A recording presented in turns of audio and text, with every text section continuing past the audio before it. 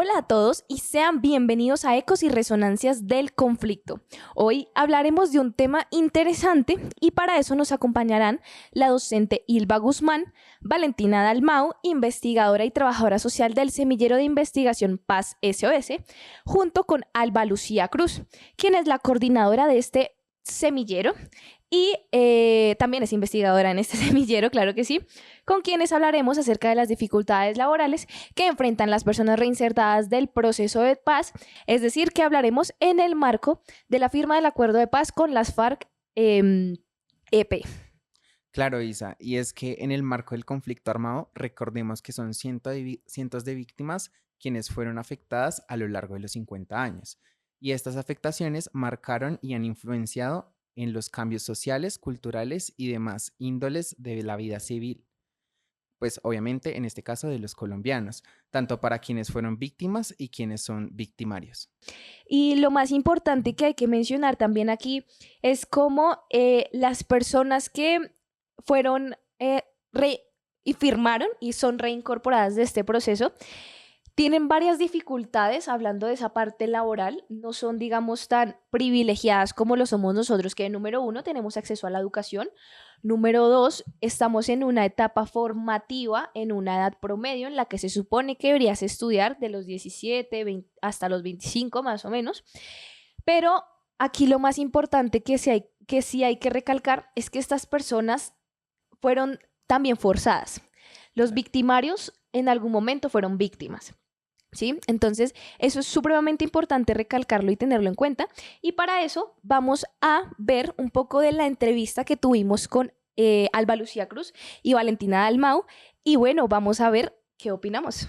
A mí me llama la atención el hecho de cómo pues, se juntan el arte, la educación, para, digamos, resolver esta problemática que es prácticamente las dificultades laborales que enfrentan estas personas. En nuestro previo que hicimos hace una semana, Vale nos contaba acerca de la Casa de la Paz y otras iniciativas que pueden tomar las personas, ya que algo que nos dimos cuenta durante la investigación es que al estar como tan metidos en nuestra burbuja de somos citadinos, de vivimos en la parte urbana, creemos que la única forma de poder laboral de poder entrar a laborar, es, digamos, si yo consigo un empleo y tengo un jefe y como toda una jerarquización, pero nos olvidamos de emprendimientos, sí, como de otras formas de trabajo. Entonces me gustaría que Vale lo comentara, que nos cuentes un poco acerca de qué va esto. Generalmente Colombia, al rincón al que vayas vas a encontrar personas víctimas del conflicto.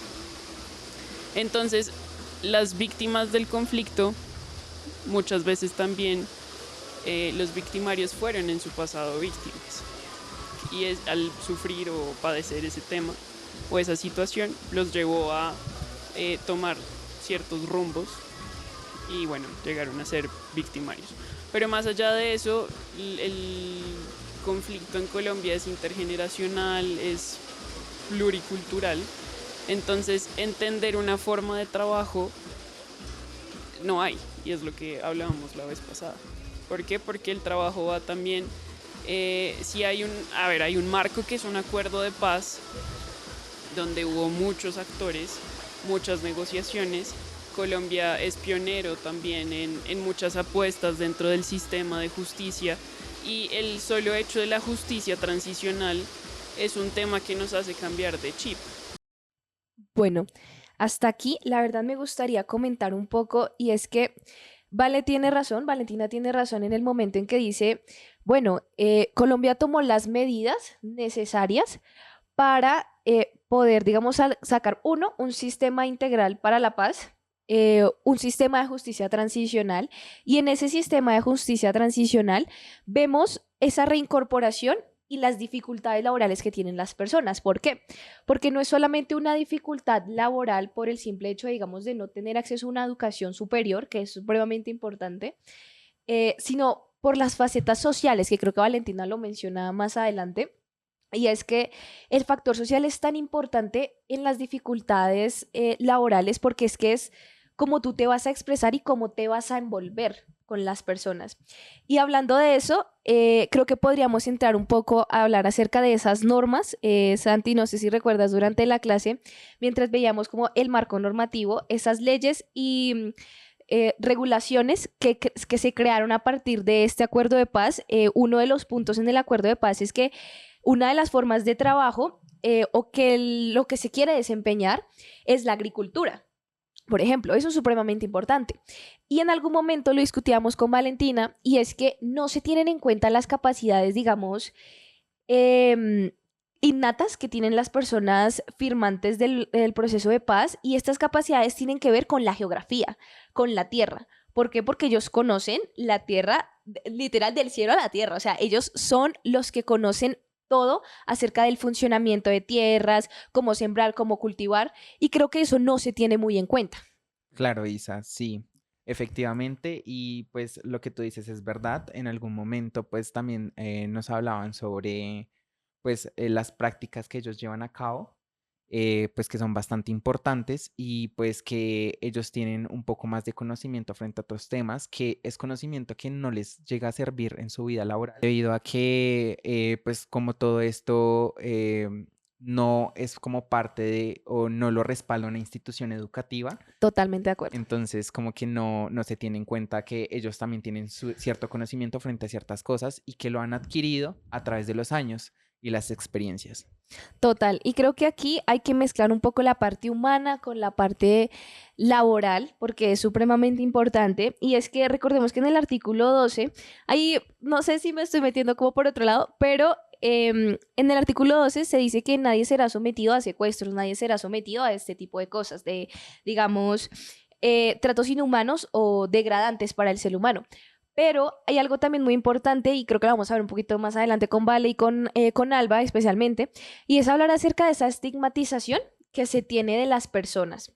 Cuando vas a ir a un trabajo y es una persona de 50 años, pues a ver, es una persona que, hagamos de cuenta, a los 45 y durante 5 años tuvo que hacer de todo para poderse reincorporar otra vez a la sociedad, y luego otra vez es como, pero ¿de dónde empiezo si literalmente la vida me quitó todo? Exactamente, sí. De hecho, eso lo hablábamos un poquito, porque eso tiene como su cierta palabra, y es la psicodiscriminación, Ok, que lo hablábamos en algún momento, que pues básicamente son como esa discriminación que tiene la sociedad frente a ellos, pues en este caso, que pues son los reincorporados, y pues que esto ya es básicamente por cuestiones de ideologías, como que tiene que ver con diferentes cosas, como por ejemplo, no sé, que se tiene como el estigma de que pues las personas que hacen parte como de los grupos armados y demás, pues son malos. total, sí. Entonces no se tiene en cuenta también como por qué se creó el grupo, qué quería el grupo, qué ideología promovía el grupo. O sea, todo esto pues no se tiene en cuenta y solamente se tiene en cuenta como eso, como la visión mala del grupo armado y ya. Sí, estoy totalmente de acuerdo. Y digamos que hablando aún de esas normas, retomando un poco lo que son las normas, en el artículo 26 de la Constitución se habla de que todas las personas son libres de escoger el trabajo que ellos deseen, ¿sí? Son libres de, digamos, exigir títulos, de, sí, como poder exigir derechos básicos de educación y de trabajo. Pero creo que eso no se cumple y es muy complejo cuando realmente la sociedad tiene un blanco y negro de todo. Así que sigamos escuchando a Albita y a Valentina. Ya un poco centrándonos con una pregunta que tú hacías al principio, era todas estas dificultades que los firmantes tienen cuando intentan, dijéramos, la vida laboral. Hay varias cosas ahí. Una de las primeras cosas es muy complicado una persona que estuvo desde sus 8 años hasta sus 30 años, pongámosle, en una lógica militar, digamos, donde hay, no sé, si tenían alguna necesidad, pues el mismo grupo se las suplía, el alimento, las botas, el medicamento, bueno, todas estas cosas. O sea, entre comillas, no había salario, pero tenían ciertas cosas con las que se sobrevivía. Se enfrentan a una vida donde incluso eso que es lo más básico lo tienen que conseguir. O sea, es una cosa de empezar de cero desde sus, pongámosle que el rango de edad de todas las personas firmantes están de los 35 hacia arriba.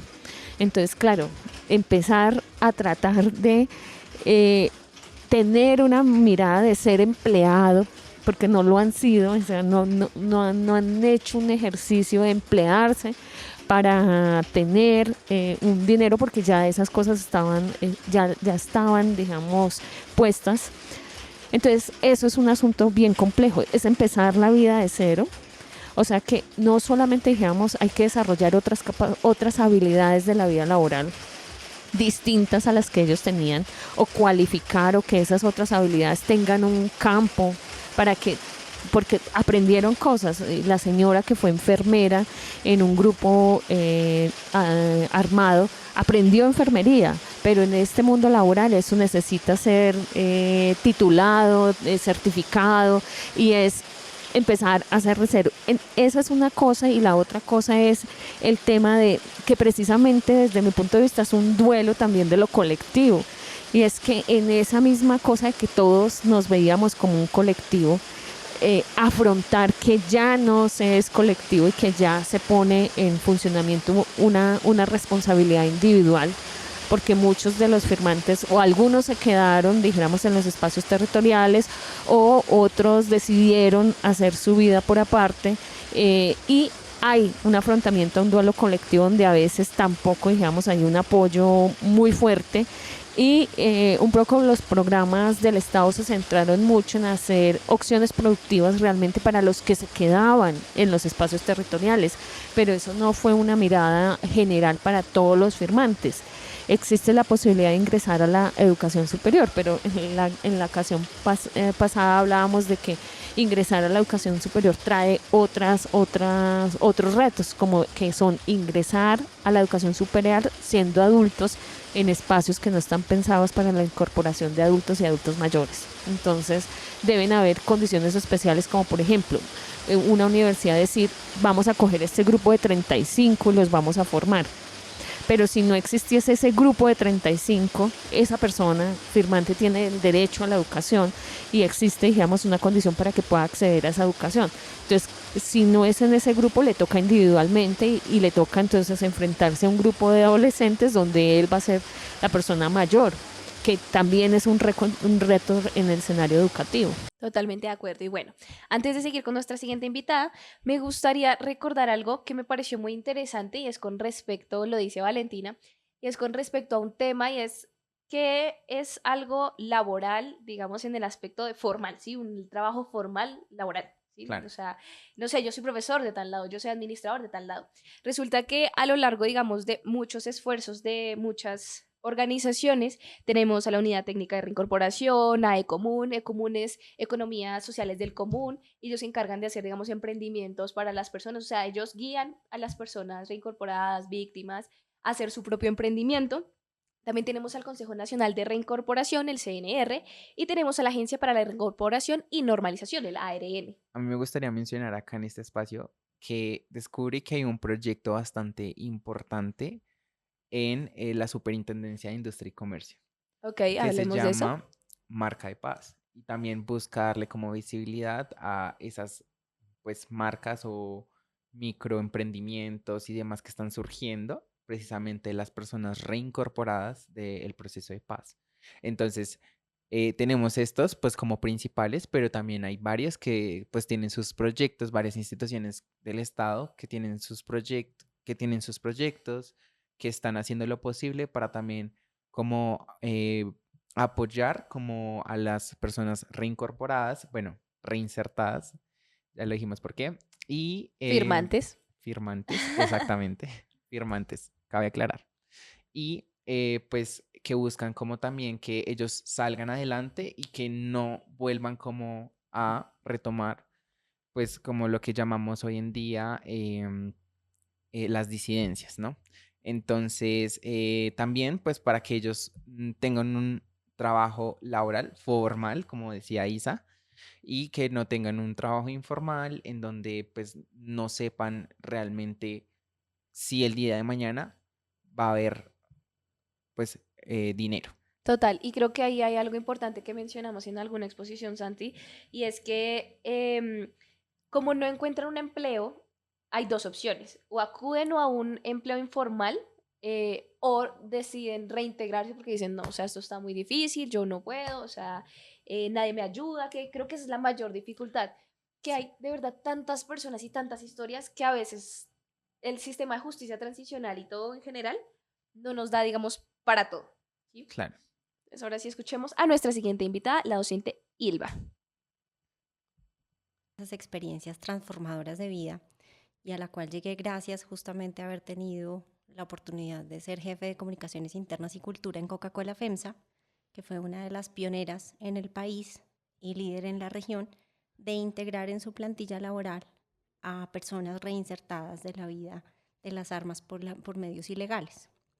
¿Cómo fue la experiencia? Tú me haces dos preguntas que me llevan a conectar con ese momento de conocer un poco la iniciativa, luego de levantar la mano y decir qué chévere, yo quiero sumarme, y luego de compartir la experiencia siendo un poco embajadora también de ese proceso, aportando, sintiendo que hay una iniciativa de aporte a la construcción del país desde la paz y la convivencia. Entonces, ¿cuáles son las dificultades que tienen? Pues el conversar con estas personas muchas veces arranca desde ese mismo entender que ellos temen decir su nombre. Entonces, uno de los grandes procesos de transformación muy importantes, desafiantes y también retadores para nosotros en ese caso como voluntarios, tuve la posibilidad de ser voluntaria en el proceso de Banco de Tempio, ya te hablaré un poco de la iniciativa, pues es justamente el que ellos cambian su identidad, tienen que proteger su identidad porque el reinsertarse a la vida laboral, dejar las armas, requiere reinsertarse primero en la vida social, volver a ser parte de una familia, volver a ser parte de una comunidad. Muchas veces muchos no tienen familia donde regresar. Entonces, todo nace de ese querer ser diferente, quererse transformar, querer tener unos propósitos distintos y un estilo de vida bien distinto para poder empezar y renacer, para poder renacer y hacer distinto. Entonces, uno de los primeros retos y desafíos o dificultad que tienen es para vincularse, es un tema de identidad. Tienen que vivir un proceso interno de desafiarse también ellos mismos, de autoconocimiento, de definición y construcción de su propia realidad y a partir de ahí saberse perdonar para luego tener en esa identidad pues la posibilidad de decir yo soy, yo hago, yo he hecho, yo me arrepiento y yo quisiera. Uy, bueno, creo que ahí entramos nuevamente, o sea, creo que sin la parte social, evidentemente, no hay forma de que haya una reincorporación adecuada, no hay forma de verdad que las personas puedan integrarse con facilidad. Es que por sí no es un proceso fácil y la verdad cuando hablamos con la profe Ilva, creo que me encantó muchísimo porque es una parte muy humana. Es una parte en la que dices, o sea, no me pueden mirar a los ojos porque me da miedo, o sea, no puedo contarte mi historia, no puedo Claro. decirte qué fue lo que me pasó. En el caso de las víctimas, en el caso del victimario es como, o sea, yo tuve, no sé, que asesinar, tuve que enterrar gente, tuve que... Pero sí, creo que eso es muy importante. Si no se arregla la parte social, más que arreglar, si no se ayuda a sanar la parte social, no hay forma de que haya una buena... no hay forma de que se puedan involucrar de forma correcta. Claro, es verdad lo que tú dices y pues obviamente hay que ser conscientes de que la mayoría, bueno, o un grupo bastante grande, fueron reclutados, ¿no? Entonces, pues o sea, tampoco es como decir, como no, es que ellos son excombatientes, lo va a tener en estos términos por el momento para sostener como el argumento que va a seguir. Porque ellos estuvieron en un grupo pues armado o bueno, etcétera. Pero entonces no solamente es como decir eso y decir como si eso, lo que te decía anteriormente, al principio, que eso es malo, sino también es como darse cuenta que hay muchos de ellos que ni siquiera querían estar ahí, o sea, que ni siquiera Total. tenían esa proyección de vida y Creo que pues nadie realmente. exactamente, entonces, y tanto las víctimas es como decir que, hago una suposición, que las víctimas eso le pasa, como dice el colombiano, eso le pasa por hacer tal cosa. O eso es Se porque usted, culpa, pues, a sí, o factores dio externos. papaya, o Total, cosas así. O sí. sea, no, no, esto no entra en este sentido porque no es así. O sea, esto no funciona de esa manera. Total. Y bueno, ¿tú qué crees que se podría recomendar para estos casos, Santi, ya para ir cerrando? Pues bueno, pues para estos casos, mis recomendaciones serían más que todo como darle la oportunidad. Ok, Primero que todo es darle la oportunidad de que esas personas, como pues lo mencionaba anteriormente el clip, que esas personas puedan reincorporarse en la vida social para civil, poder, social. Ah, civil, social, y adicionalmente, pues que esto les brinde lo que viene siendo ya la parte laboral, educativa, las oportunidades con las que contamos normalmente los civiles, ¿sí? Esas que el derecho al estudio, bueno, a la educación en este caso, o sea, todo esto que ellos no pudieron tener como en ese espacio en donde estuvieron en el monte, total. pues que si lo tengan de nuevo, que lo puedan tener. Entonces yo creo que es darle más que todo la oportunidad, porque si nosotros no somos conscientes, o sea, y nosotros como que somos una barrera más para ellos, pues no vamos a lograr que como que o sea, como que podamos construir entre todos la paz, porque a la final nosotros eso es lo que buscamos, ¿sí? Total. Yo creo Entonces, que... Ah, dale, sí, dale, dale. no, no, sigue, tranqui. Bueno, digamos que lo último que yo ya recomendaría es, número uno, infórmense. Número dos, no estigmaticemos por pasados. O sea, yo creo que todos hemos cometido errores, todos hemos, de alguna manera, algunos más graves que otros, eso hay que decirlo. Pero cuando una persona tiene las ganas de volver a reincorporarse, a decir, yo quiero recuperar mi vida, de verdad que desde las organizaciones, porque es que esto no es solamente un tema público y que el Estado me responda, no, las entidades privadas también tienen esa facultad de decir, ah, bueno, venga, así como Coca-Cola FEMSA, que era la que la persona nos decía, tenemos esta Sí. iniciativa, vamos a ayudarles, queremos hacerlo, creo que eso es muy importante, eso sería lo último que yo diría. Sí, la verdad, pues lo que dice Isa es súper importante. Bueno, y yo creo que eso sería todo. Pues les agradecemos por escuchar este podcast. Este mini podcast de creo que ay, 20 minutos. Muchas gracias a todos, esto fue Ecos y Resonancias del Conflicto.